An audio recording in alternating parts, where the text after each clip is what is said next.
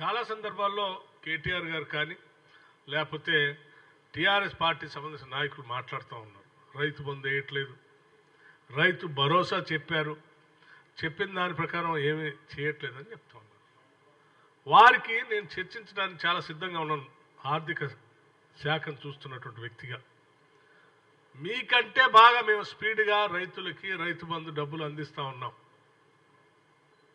మీరు యాసంగిలో కానీ వానాకాలంలో కానీ ఎప్పుడు కూడా మేము ఇచ్చిన టైం కంటే ముందుగా మీరు ఇచ్చినటువంటి పరిస్థితి లేదు. ఈ రాష్ట్రాన్ని అతలాకుతలం చేసి 7 లక్షల కోట్లు అప్పు చేసి ఆగమాగం చేసిపోతే కూడా మీరిచ్చిన టైం కంటే ముందే మేము రైతులకి రైతు బంధు ఇస్తూ ఉన్నాం.